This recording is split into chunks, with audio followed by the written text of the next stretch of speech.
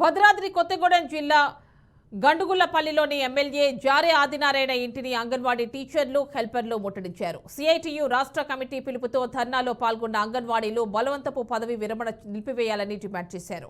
అదేవిధంగా రిటైర్డ్ అంగన్వాడీ కార్యకర్తలకు పెన్షన్గా సగం జీతం ఇవ్వాలని, ఏళ్ల తరబడి పేరుకుపోయిన పెండింగ్ బిల్లులు క్లియర్ చేయాలని డిమాండ్ చేశారు. ఎన్నికల ముందు తమకు కాంగ్రెస్ పార్టీ ఇచ్చిన హామీలు అధికారంలోకి వచ్చాక మర్చిపోయారని విమర్శించారు.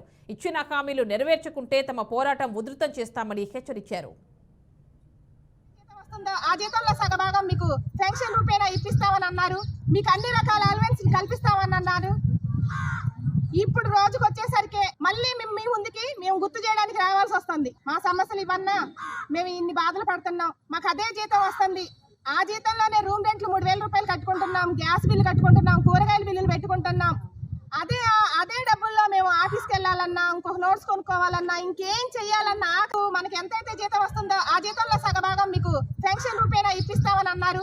మీకు అన్ని రకాల మన ఎమ్మెల్యే గారు జారే ఆదినారాయణ గారి ఇంటి ముందు ధర్నాకి కూర్చున్నాము మేము. దీనికి ప్రధాన కారణం ఏంటంటే గత ప్రభుత్వం ఇచ్చిన హామీనే 50,000 లక్ష రూపాయలు ఇస్తామని నోటి మాటతో చెప్పేసి ఇవాళ కనీసం ఏ కాగితం ఏమీ అనుకోకుండా, కనీసం వాళ్ళ దగ్గరకు కూడా రాకుండా ఫోన్లు చేసేసి మీరు ఈరోజు ఆశ్రయించుకోమాకండి, మీరు ఇళ్ళకి వెళ్ళిపోండి అని అంటాం. అది ఎంత